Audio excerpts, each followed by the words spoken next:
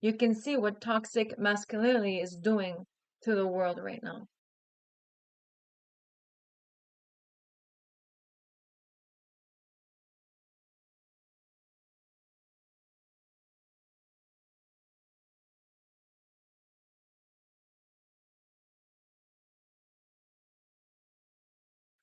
So we have to balance it out with the feminine energy.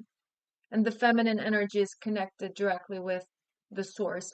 Male energy as well, but male is more physical and logical, and the feminine energy is more connected, is more spiritual, is more metaphysical. So we need a balance for both. And also, men, they need to balance their feminine energy out. Women, they need to balance their masculine energy out. So once everyone balances their inner divine feminine and inner divine masculine, the world will be a better place. And we're getting there.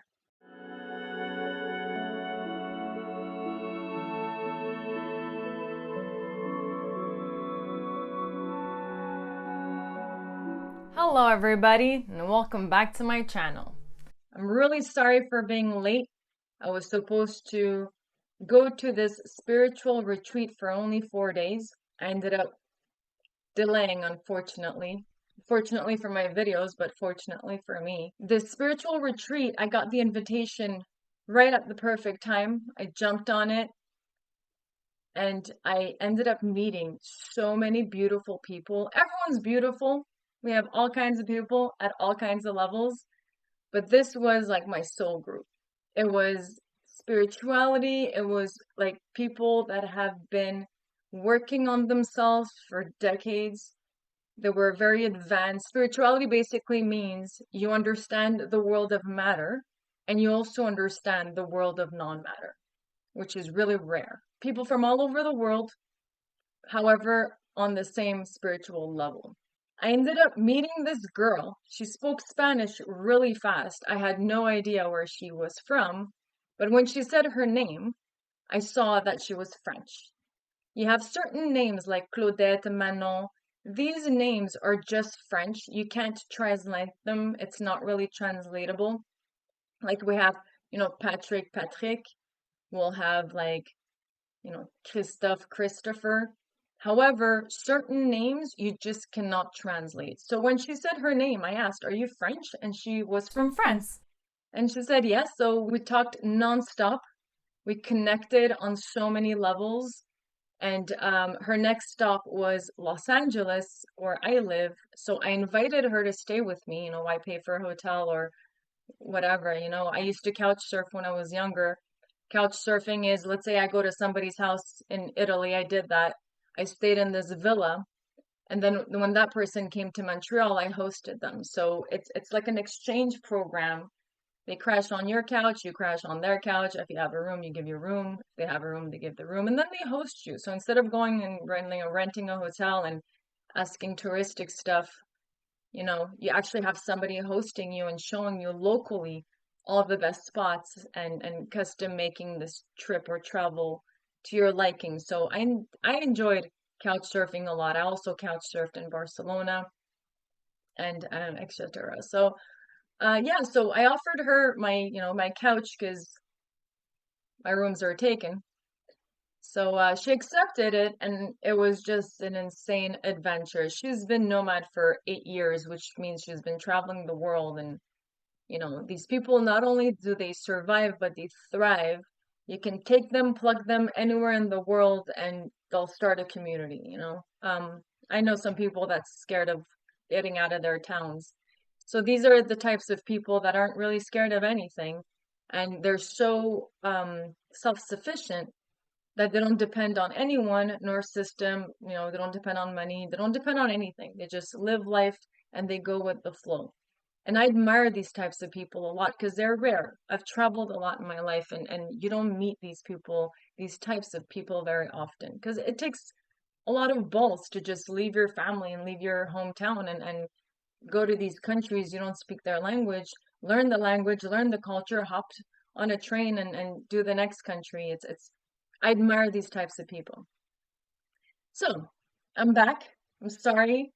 We literally run out of money. The universe took our money away, so we have no choice but to start, getting back into the 3D world. So she left, and now I'm back to making videos.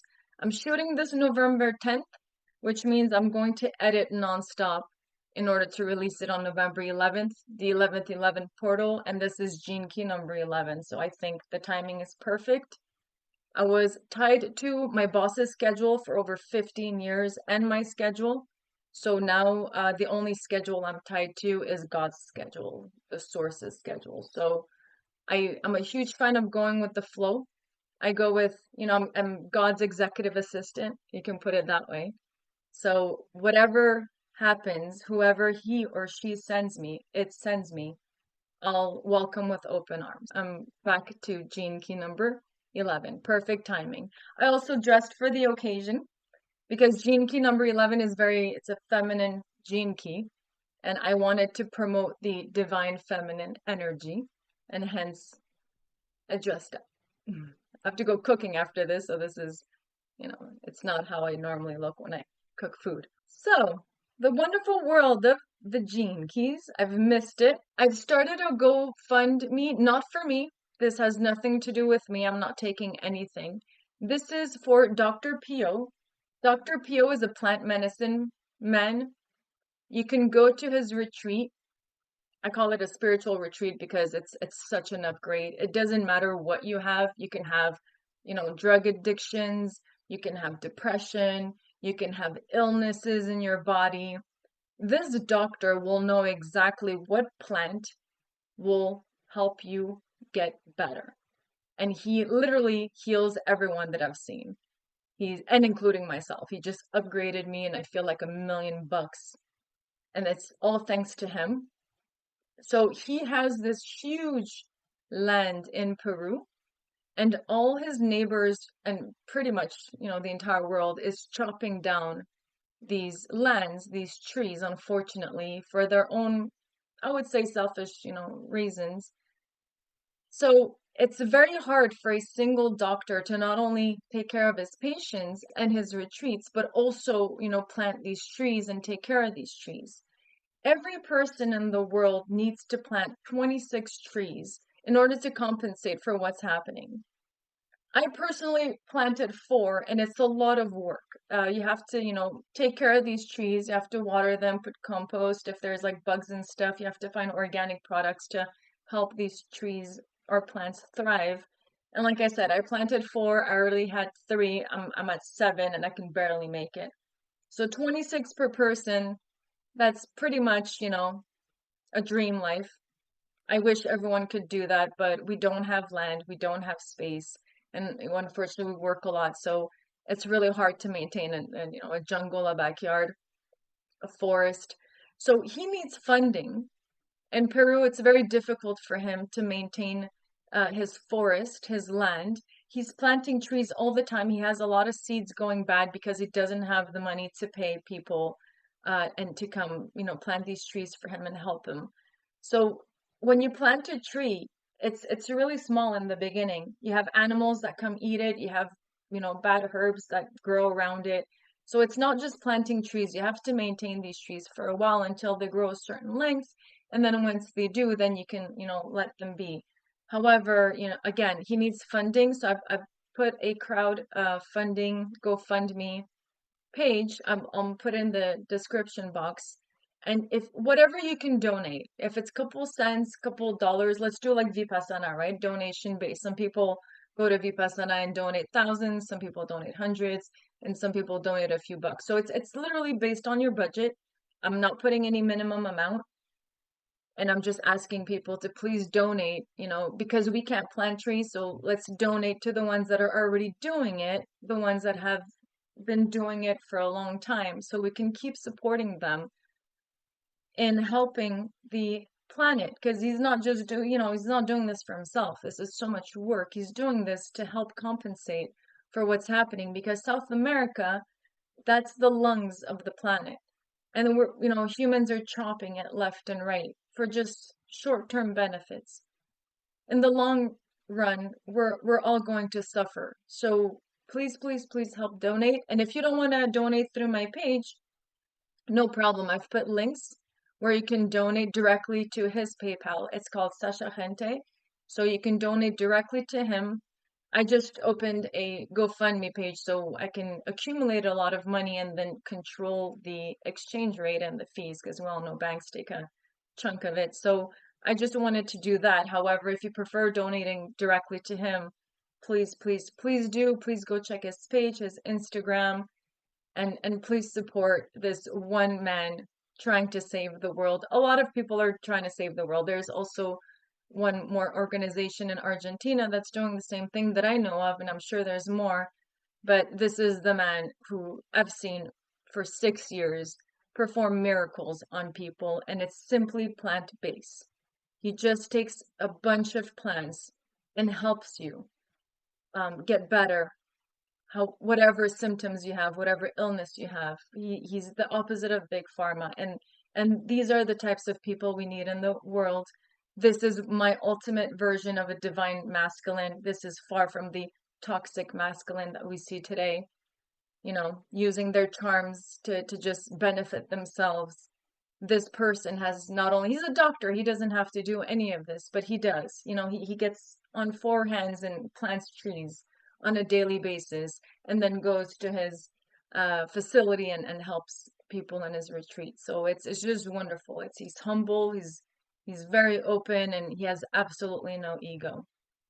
So again, let's please support him in advancing the world and making this world a better place. And we can all do that by being together, by uniting and showing the world our light.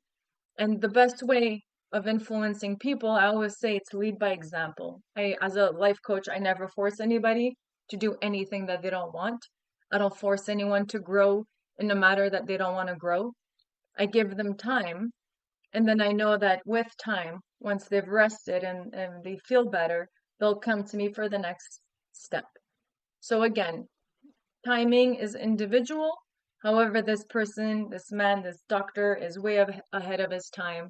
And if we can just help with a few dollars here and there, it'll help a lot. So thank you in advance for your donation. Thank you in advance for caring. So let's start. Gene key number 11. The light of Eden. The 11th shadow. Obscurity. The fascist regime of the human ego. The 11th gene key will open you to a whole new world, the world of light. This gene key concerns human vision, both internal and external. As such, it is deeply connected to the human eye and the way in which images are translated via the visual cortex into the brain as imagination. The amino acid threonine programs your DNA through the 11th gene key. Threonine also codes for 3 other gene keys: the 5th, 26th, and the 9th. Each of these 4 gene keys concerns a different code through which human beings are connected with light. At the highest level of consciousness, the 5th city of timelessness shows how time can be brought to an end through its connection with light via the medium of space. This is why transcendence of the speed of light also leads to the transcendence of time and therefore space. The 26th city of invisibility concerns the supernatural ability to manipulate the human perception of light through magnetism. And the 9th city of invincibility invokes the laser-like focusing of light in order to dissolve your physical reality, thereby making you effectively omnipotent. Each of these 4 gene keys can be viewed through the lens of their shadow frequencies, which further illustrates how deeply human suffering is linked to your ability or inability to tap into the powers of clarity through the medium of light. In the case of the 11th shadow and gift, we are looking at the interface between light and the human mind. The 11th shadow places an interference frequency between light and the way in which the brain processes, translates, and communicates that light. In other words, your whole experience of the world is pushed off kilter through the medium of the 11th shadow. It therefore represents the field of illusion, delusion, and obscurity. The greater percentage of human beings on this planet lives within a very narrow band of light waves, which means that they do not see reality clearly. What most people think of as reality is a very dim and skewed view of the true reality. The 11th shadow greatly limits a very specific functioning of the right hemisphere of the human brain, that aspect of your mind that does not see patterns and facts through language and number, but grasps reality through realms of interconnected and intuitively grasped fractal images emerging from the deep recesses of the brain. The right hemisphere of the brain has long been seen as the feminine side of the brain. It is the lateral thinking, intuitive, and artistic side of your mind. If you could see how deeply limited your perception of reality is without the full functioning of this feminine side of your nature, you would be enormously shocked. The 11th shadow of obscurity essentially places you inside a virtual reality, a construct created through a combination of programming via the 11th shadow and its programming partner, the 12th shadow of vanity. This reality is a total obscuration in which you can only view life through a certain very limited set of parameters. Here is how it works. Representing the feminine pole of the brain, the 11th shadow creates a field of fear within human beings. The images that flood your mind from the right side of the brain can neither be controlled nor do they appear to make sense. In most cases, they are relegated to a backwater of your brain where they emerge as secret fantasies, repressed dreams, emotional issues, and hidden agendas. The male-oriented left side of the brain, encapsulated in the 7th shadow, therefore becomes far more dominant, since it uses logic as a means of controlling your reality. Whereas the right brain seems chaotic, illogical, and idealistic, the left brain is the voice of control and reason. The next part of the story involves the programming from the other side of our genome through this 12th shadow. The 12th shadow programs through sound rather than light. It translates the abstract-oriented reality of the 11th shadow into an inner language, a neuro-linguistic fabricated reality that you then project out onto the world. In the center of this virtual world sits the separate self, a controlled illusion held together by a fascist inner regime operating through an inner media that continuously manipulates you through the medium of light and sound. In other words, the 11th and the 12th shadows only allow you to see and hear what they want you to see and hear. If this sounds familiar to you, it is because our outer world has a tendency to mirror the inner reality. Vanity is the name given to the false protagonist sitting in the middle of your screen, and it forms the basis of this planet's false reality. Many other systems and traditions have named this inner construct the ego. The ego or separate self is thus a figment of our collective genetic conditioning, and just as our conditioning can be picked apart, so can the ego gradually be dissolved. This is an extremely delicate operation and is the basis of most mystical systems and certain types of psychoanalysis. The great fear for human beings remains the repressed right hemisphere of the brain. As you begin to unleash the floodgates of this part of your brain, whether through some form of shamanic training, mystical technique, drugs, therapy, or art, you put your whole constructed reality in great danger. You may begin to feel overwhelmed by the flood of imagery that rains down on you from your repressed unconscious, and your inner language may not be able to handle and integrate the results of such disillusion. This is why such inner events are seen as death, and can often result in delusional states where your fear tries to identify with the archetypes emerging through the right brain. The secret of the 11th gene key in the right brain is the secret of the archetypes. Every single element or image that floods you from your unconscious represents an archetype, a collectively held alchemical image that reflects the process of dissolution. There are archetypes that thrill you and archetypes that terrify you. In the modern world, the mass consciousness maintains its main outlet to this archetypal world through stories, television, and cinema. You cannot escape the archetypes because they are the projections of your own psyche. But the real power of an archetype is its biophysical response within your body. These are not just images that you can view objectively. but are neurological links that stimulate your entire body via your glands. You try to avoid the particular archetypes that cause you the greatest fear, but you never can. The more you try to avoid them, the more they stalk you. Thus, you keep recreating the very situations you hate, especially in your relationships, where the archetype often assumes the form of your partner. The 11th shadow is a veritable minefield of lost dreams, escapist behavior, denial, guilt, and repression. If you could just begin to trust the images that come to you in your dreams and allow them to incubate in your imagination, you would begin to emerge from the false dream that you have placed yourself in. To awaken out of such a state is a vast experience. It is to step out of the illusion of the rest of the world and to tread a new kind of path that is at odds with the majority. It is the step that you must one day take to move from the 11th shadow into the 11th gift. When you finally make this courageous inner leap, the dream that has been hidden inside you for so long shakes you awake and introduces you to a new and boundless horizon. Repressive nature. So what's the repressive nature of obscurity? Fantasizing. When the archetypal imagery of the right brain is repressed, it turns inward and creates a world of fantasy. There is nothing wrong with fantasy so long as it finds a healthy and creative outlet. But in most cases, it does not find such an outlet. The foundation of repression is fear. And when this fear is not embraced, it creates an enormous drain on your whole body and being. Unlived lives gradually drain the physical energy from the body, leading to all manner of physical health problems. Even worse than this, inner fantasies that do not find a creative outlet block us from following our true destiny. Our destiny is always hidden away behind these fantasies. The longer we hold them within, the more twisted they become until what began as a simple archetype becomes perverted into a much darker form.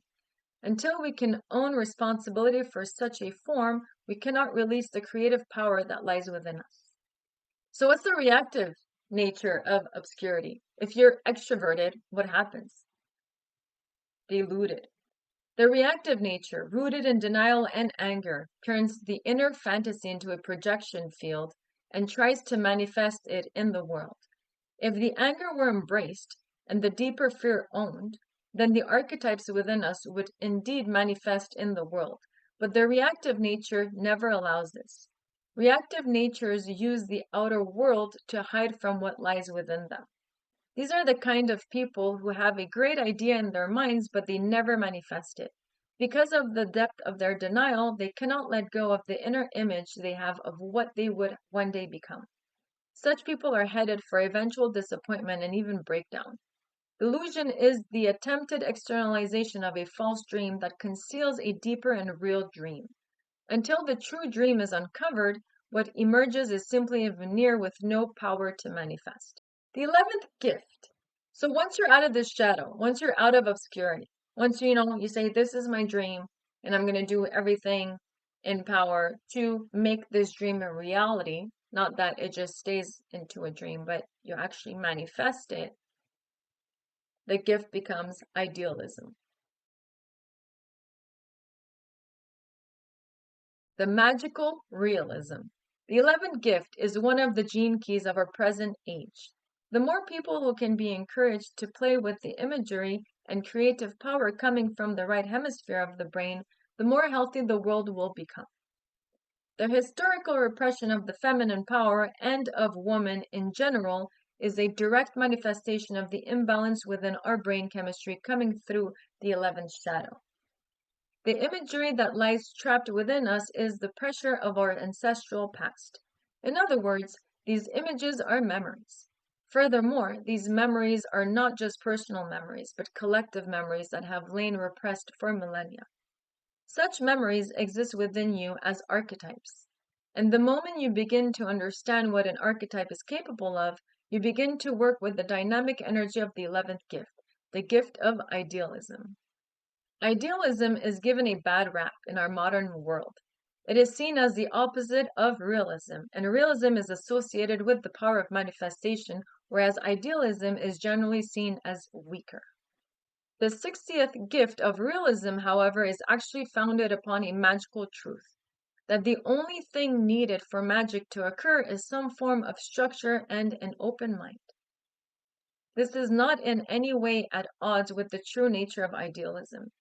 Most people think of as idealism is really the obscurity of the 11th shadow that is unable to manifest its dreams. For idealism to manifest in the world, all it needs is a structure to manifest through. And it is a big but. But, and it is a big but. First, you have to discover what your true ideals and dreams really are. The moment you begin to entertain the archetypes of the 11th gift, you open a floodgate of seemingly chaotic imagery in your inner life. If you are not prepared for this, and the chain reaction that will inevitably follow, all kinds of delusional problems can result. The power of working with an archetype is that you know beforehand that no matter what you feel or experience, it is a projection of your own inner psyche. For example, if you have an altered experience of becoming the Buddha or experience messianic powers, instead of identifying with this experience, you can see it as an alchemical stage in your own psychic process. The danger comes with identification. The entire notion of past lives is based upon such identification. And although it seems perfectly harmless to identify yourself with a past historical character, it actually prevents the archetype from flowing deeper inside you. Archetypes move in fractal patterns, flowing from the past to the future and vice versa. Only in the present are you safe, because the present is the only thing you cannot identify with. Idealism represents the steady flow of archetypal memory into the world of form. As long as it is allowed free movement, it will manifest your dreams in the world. One of the trickiest things about your dream is that you never know what it will become as it emerges into the world of form. You only know the feeling that it stirs deep inside your heart. Your mind conjures visual images around your dreams and ideals, and this is where potential blockages to the flow arise. You must believe in the power of your dream, and at the same time, you must give up what it looks like. Every image, archetype, or mythical experience you have or see is a part of the river moving from the past towards the future and vice versa. Because of this, the real essence of the 11th gift is the ability to play with the archetypes that pass before you and into your life. This very playfulness loosens your tendency to try to tightly grip your experiences. The 11th gift, as you may sense, is a world of magic and fairy tales, but make no mistake about its real power. With the right structure, this energy of idealism will manifest great things in your outer life. Through the 11th gift, all the forms of the natural world swirl within us. This is the land of the tribal totems, creatures infused with particular and potent ancestral power. In every culture, such totems abound. Even in our modern world, we use symbols and animals to represent our businesses and lives. Each one of these symbols carries real power behind it when it resonates with your inner ideal. In the world of the 11th gift, everything is a symbol of the endless patterns of the great archetypes moving from the world of the formless into the world of form, from the past into the future via the vital artery of the present. As we humans begin to think once again with our right brains, so will bring much needed balance to the world of form. The result will manifest in the world around us as the dominance of the patriarchal forms subsides and the power of the feminine pole comes into balance with the male. This is the true meaning of the time we are living through. It is why so much ancient tribal knowledge is once again pouring into the collective consciousness of our planet. It is through this 11th gift that the true art of magic is once again returning to our world. And I strongly believe in magic. I strongly believe in fairy tales. I believe that your life is a movie. So definitely, I can confirm that this is possible and it will be possible and that this is what we need to balance things out in this world. You can see what toxic masculinity is doing to the world right now.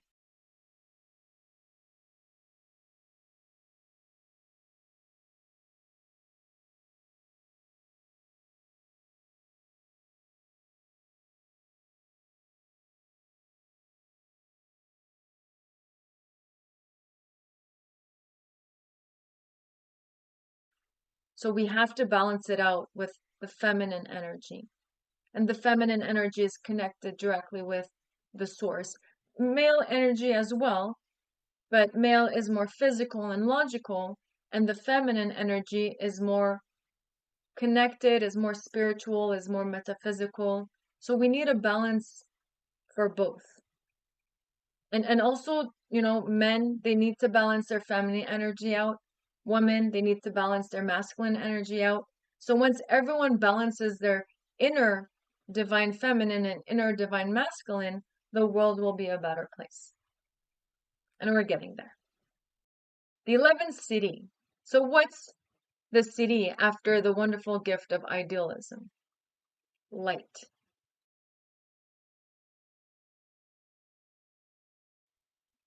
And that's why I love light.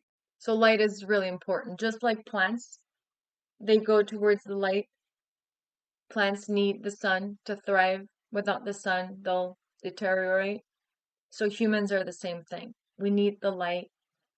We are light beings.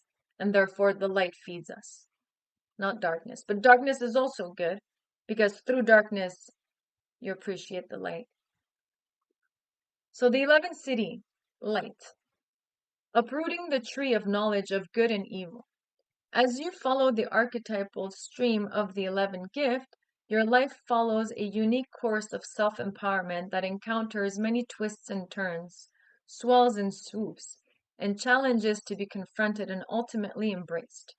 There comes a time, however, when the archetypes you are encountering begin to fuse into fewer and fewer images until they become compounded into one single primary archetype. This image or being is the mark of your own nemesis. The primary archetype represents the distillation of all the aspects of your nature, and its appearance is so powerful that it literally brings an end to the process of evolution and growth. For some time, you must sit face to face with this inner daemon, feeling the feelings that it engenders: awe, terror, chaos, and love. Whatever shape the mind tries to give to this creature is devoured by the extremely high frequency of the archetype itself. The primary archetype has been given many names by different cultures and creeds. It is the doppelganger of Freudian psychology, the Gnostic guardian of threshold, or the Christian devil in the wilderness. It is a summation of the collective mythic projections of good and evil. Confronted by this great inner daemon, the separate self begins to dissolve into the archetype itself. Every projection or urge to identify with anything is gradually purged from your psyche. Once the process has ended, true reality manifests within that human being for the first time. It is as though the world has become purified. Behind and through all forms, a light shines, a clear, pure light, not a physical light, but an intelligence beyond all identification. One enters the mind and body of the divine. This rare occurrence is the expression of the 11th Siddhi, and it is the hallmark of the one Siddhic state. In linear terms, this 11th Siddhi represents the result of what happens when all the archetypal memory stored in the collective unconscious has been filtered and expressed through an individual's life. It is as though you have pierced the veil that separates man from his mythic fall. You once again experience the world through the eyes of a child, as though it were the mythic Garden of Eden. Through the 11th Siddhi, you will see the true nature of mind as emptiness or spaciousness, and that mind or no mind is experienced through the brain as pure light. Light itself is sent as a metaphor within the world of form for the radiance of the divine presence. The light of the 11th Siddhi is nothing like the light that our eye perceives, although that is the closest words can come to conveying it to those outside of this Siddhic state. With the light comes a breath of peace that continually breaks like a wave from within every single viewed form. What was viewed as magical from within the gift level of frequency is now seen as the nature of reality. That the light is only to be found within the darkness is the greatest of mysteries. To the being within the Siddhi, nothing is obscured and no one can hide. Everything is now measured in terms of light and frequency, and it is quite clear who is authentic and who is simply pretending. For the being that attains the 11th CD, light is everything. They appear enrobed in light because that is all they can see. If they become teachers, which is more than likely given their understanding of the mind, they continually reflect their own light, but at the same time guide others into their own darkness. A great irony of those who understand the pure light of the 11th CD is that they actually appear to lead people directly away from the light in order to draw them closer to that light.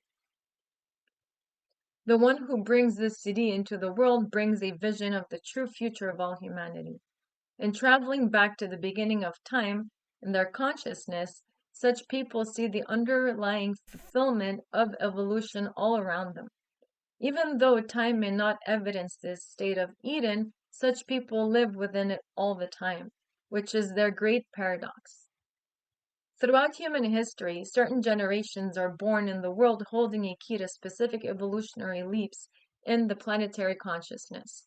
Through the medium of certain cyclical astrological alignments, these generations have a high incidence of activation in the 11th gift.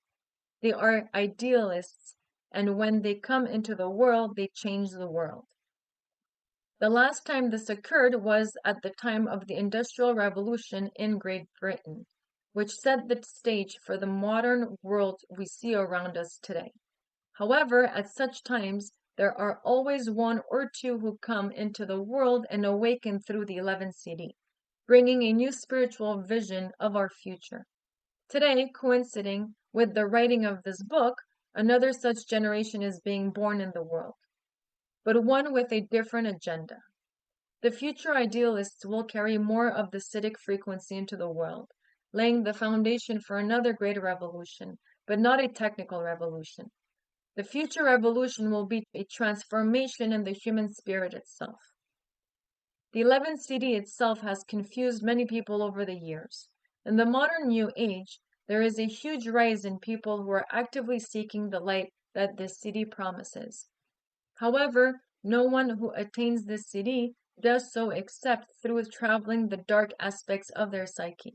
The movement to embrace the inner light may be paved with good intentions, but so much of it simply emerges through the obscuration of the 11th shadow, which wants the light without having to embrace the dark.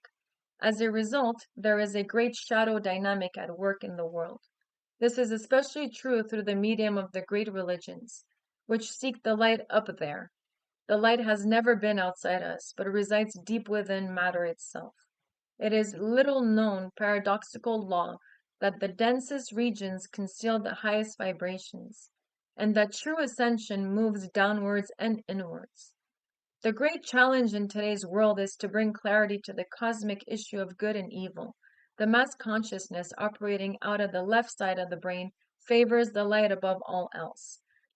The feminine principle of darkness coming through the right side of the brain has been set against the light. This is why an upsurge in darkness always precedes the breaking through of the true light, as opposed to our projected image of the light. The pure light of the 11th CD has nothing to do with good and evil. It represents the transcendence of duality. You can see how deeply this 11th gene key is wound up with the notion of spirituality and religion. You can also see how profound the Christian myth of Eden is with its tree of knowledge of good and evil. As long as we see things in terms of good and evil, we have embraced the fall. In the future, as the great mutation triggered by the 55th gene key comes to humanity, the 11th CD will crack open our perception of the world, symbolically uprooting the tree of knowledge of good and evil. At that point, we will feed directly from the tree of life, which streams forth light. This light will become our very food as it feeds our subtle body and slowly causes us to melt into the very heart of creation itself. One final profound revelation coming from the 11th gene key and its CD concerns the consciousness shift connected to the year 2012. When you read the 55th gene key, and we're going to get there, you will come to the understanding how this date relates to the great change that our human species is currently moving through. Known as the time of melodic resonance, 2012 brings our planet into geometric alignment with the center of our galaxy. This event has been predicted and spoken of by many indigenous cultures for many thousands of years. In the great wheeling arc of the 64 gene keys, every gene key has an exact position in relationship to the cosmos and thus filters the cosmic stream as it enters our planetary system. It is the 11th gene key that relates geometrically to the galactic core itself. This is why it is from here through the 11th CD that the core light emerges.